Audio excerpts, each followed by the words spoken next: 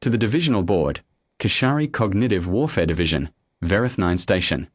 I am submitting this report under Incident Classification Amber 7, which requires a full written account when a standard assessment session produces anomalous results affecting either the subject, the equipment, or the operating analyst.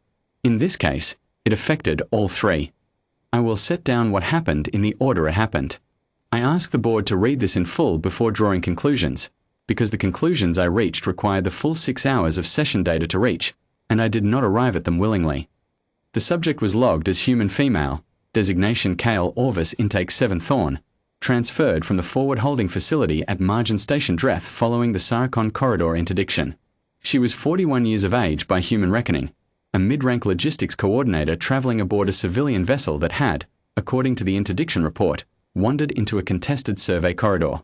Whether she was a courier, a scout, or simply where she claimed to be, a supply officer on a resupply run who read her charts wrong, was the question the session was designed to resolve. Standard intake. I noted nothing unusual. She was cooperative at processing. She filled out the intake documentation.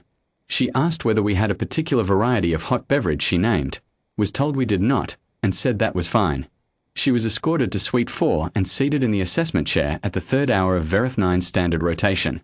I want to be precise about what the cognitive dissonance array is, for the board members who read these reports without routine operational context. The array is not a pain instrument. It does not deliver physical stimulus. It operates on the mind directly, specifically, on the architecture of belief, self-model, and situational coherence. It generates interlocking contradictory signals across the cognitive integration layer, not unlike the sensation of holding two thoughts that cannot simultaneously be true, except that the array holds 47 pairs of contradictions at once, rotates them at a frequency the conscious mind cannot process, and then applies a low-grade identity dissolution field to the underlying self-model while the conscious layer is occupied. Every species in our assessment library, 31 classified, 14 provisionally catalogued, reaches cognitive fracture between 11 minutes and 39 minutes of full array engagement. The Vithran collective, whose distributed neural architecture we once considered the hardest known target, fractured at 32 minutes. The record was set by a Drevery elder with documented high-stress conditioning history, who lasted 39 minutes before requesting cessation and disclosing everything he knew, and a great deal he had only suspected. I set the array to Standard Protocol 1, the baseline engagement, calibrated to the subject's estimated neural mass and the preliminary bioscan's coherence architecture reading, and began the session. At 11 minutes, nothing had happened. I do not mean she had not broken. I mean the array's own feedback indicators were returning clean baseline. No fracture propagación. No coherencia layer disruption. No identity dissolution uptake. The 47 contradiction pairs were running correctly. I checked the calibration twice. The field was reaching the subject. The subject was simply not responding to it in any way the instrument was designed to measure. She was looking at the ceiling. After a moment, she looked at me through the observation glass and asked if the ventilation in the room could be adjusted, because the air was a little stale. I told her it could not. She said that was fine. I escalated to Protocol 2 at the 14-minute mark.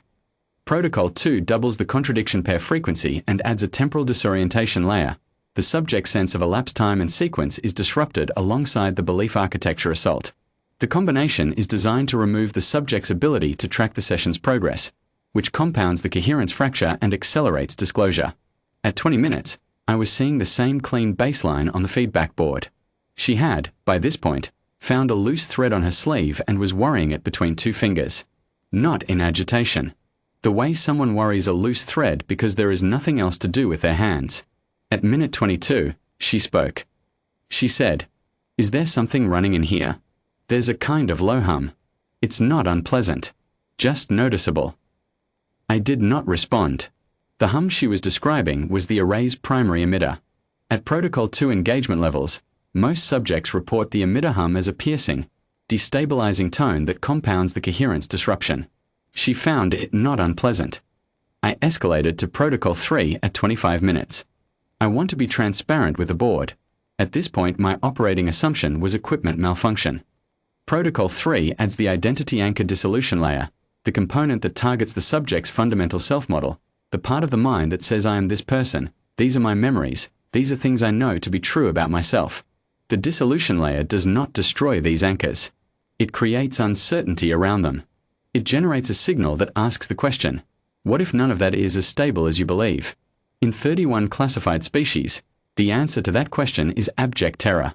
The subject's mind, confronted with the instability of its own foundations, will reach for anything solid. We offer them one solid thing: disclosure. Tell us what you know, and the uncertainty stops. At 39 minutes, she had not disclosed anything. She had asked me twice whether I was authorized to adjust the room temperature. I was not. She said she understood and did not seem particularly troubled by it. I called a hold at 40 minutes and ran a full diagnostic on the array.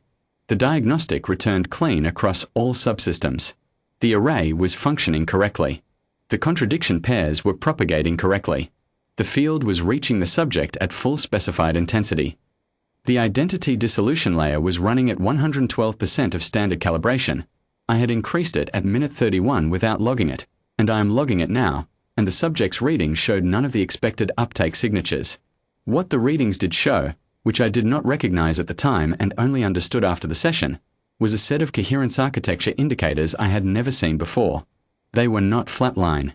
The subject's cognitive integration layer was active, highly active, but the activity pattern bore no resemblance to any species profile in our library. The 47 contradiction pairs were registering. The subject's mind was processing them. It was simply not treating them as contradictions. I brought this to the array's own diagnostic language model during the hold. I asked it to characterize the subject's coherence architecture pattern against the library. It returned a flag I had never seen in 11 years of operating the array: reference architecture match, insufficient distinction for engagement. I did not understand what that meant. I restarted the session. I ran Protocol 4 at minute 46. Protocol 4 is the full engagement, all 6 layers, including the 2 we do not use routinely because of the lasting effects they produce in healthy subjects. I have run Protocol 4 3 times in 11 years. I am not proud of any of them. At Protocol 4, the Vithran collective subject had, in a later debrief, described the experience as watching everything he knew to be real become a question, and every question become a void.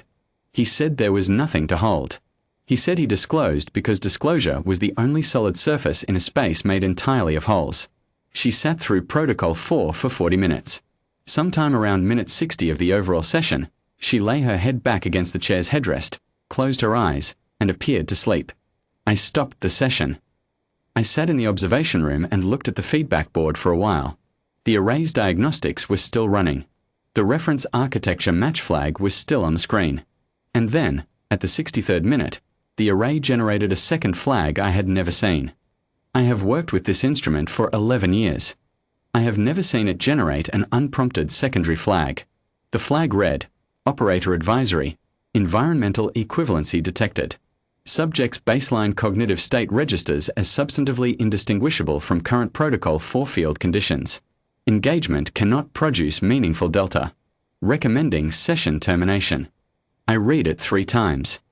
What the array was telling me, in the language a diagnostic system uses when it has encountered something it was not built to handle, was this: the subject's mind, at rest, in a state she presumably considered ordinary and unremarkable, was already running a cognitive environment equivalent to Protocol 4 engagement. The contradiction pairs we were generating externally were not foreign intrusions into a stable system. They were, to her mind's architecture, the baseline. We had built a weapon that creates chronic dissonance, chronic self-model uncertainty, chronic instability of foundational belief. We had pointed it at a species whose neurology runs on those things continuously, the way our bodies run on oxygen. The weapon had nothing to do.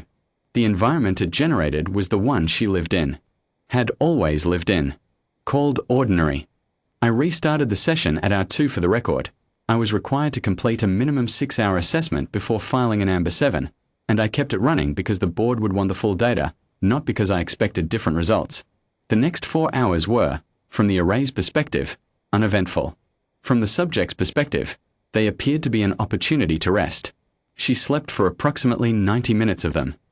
At one point she asked me, through the intercom, whether anyone had fed her cat. I asked her to repeat the question. She asked again whether anyone had fed her cat. She said it was old and needed to eat on a schedule and she had been gone 6 days. I told her I had no information about her cat. She said she understood and thanked me, which, given the circumstances, I found difficult to process. At the 6-hour mark, I terminated the session and brought her back to holding. She asked, at the door of Suite 4, whether the chair could be put in a different room for the next session, because the angle of the headrest had done something to her neck. I told her I would pass the feedback along. I have spent the intervening period reviewing the full session data against every literature source available in the Verith9 database, and I have 3 findings to report to the board. The first is that the array is functioning correctly. This is not equipment failure. I want to be clear about that. The second is the diagnostic flags implication, which I have confirmed against the subject's bias-can coherence architecture data.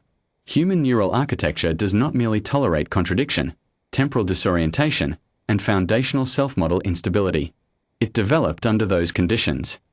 The species evolved in an environment of incomplete information, competing survival imperatives, chronic resource uncertainty, and, this is the element our library had no category for, a self-model that is structurally designed to hold irreconcilable beliefs simultaneously without requiring resolution.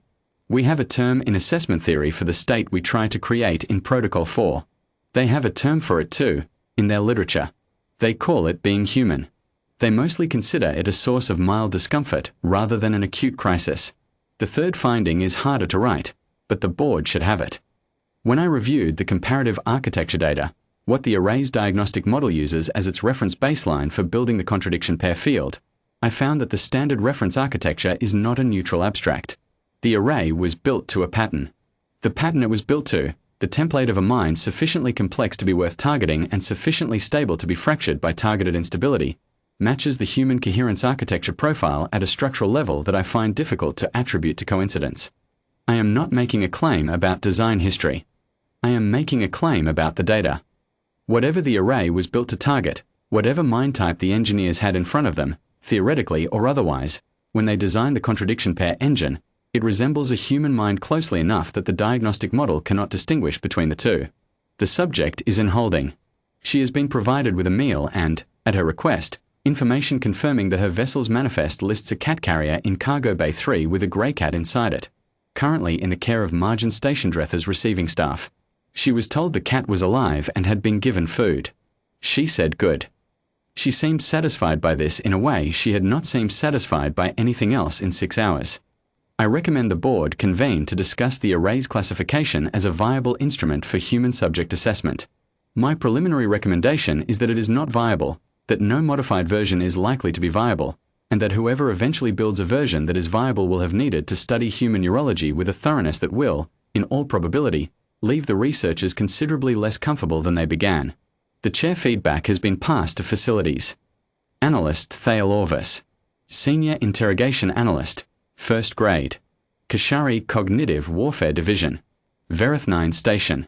Session reference, 7 Thorn Intake Rotation 3. Filed under Incident Classification Amber 7.